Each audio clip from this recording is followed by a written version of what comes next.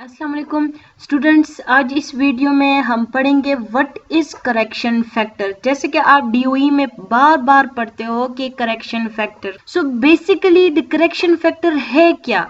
तो आज इस वीडियो में हम इसको डिस्कस करेंगे। देखिए हम डीओई में क्या फार्मूला यूज करते हैं, T double dot square divided by N, but what actually correction factor is. So आज इस वीडियो में आपको इसका जवाब मिलेगा, ठीक है। देखिए स्टूडेंट, जैसे हमारे पास होता है वेरिएंस, जिसे हम सिग्मा स्क्वायर से डिनोट करते हैं। हमारे पास फॉर्मूला क्या है वेरिएंस का,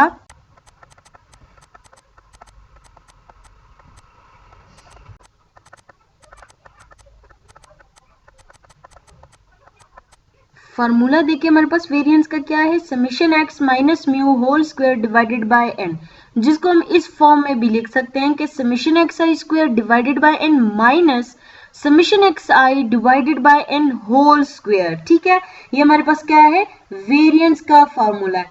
अब स्टूडेंट्स, अगर यहाँ पर बोथ साइड ये जो n डिवाइड हो रहा है, अगर बोथ साइड हम n को मल्टीप्लाई कर दें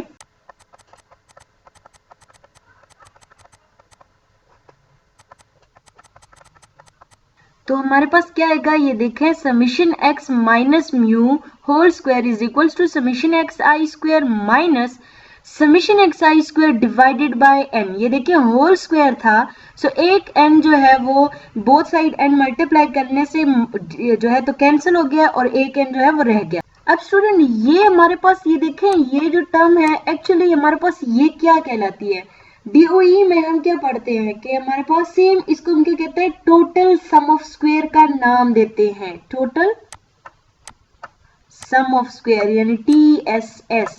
यानी जब यहाँ वेरिएंस में से हमने क्या किया, बोथ साइड एन मल्टीप्लाई किया, तो वो हमारे पास क्या बन गया, एन कैंसिल होने की वजह से ये जो बन गया उसको हम कहते हैं TSS का नाम देते हैं, टोटल सम ऑफ स्क्वायर। सो यहाँ पर टोटल सम ऑफ स्क्वायर में जो आपके पास ये वाली टर्म है, इसको हम कहते हैं correction factor. T double dot square divided by n.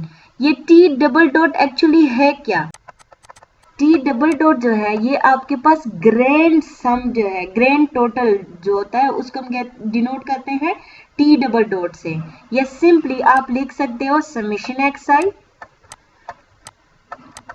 ये हमारे पास क्या है, ग्रैंड टोटल जो होता है वो, ठीक है, उसका square and then divided by n, इसको हम कहते हैं करेक्शन फैक्टर।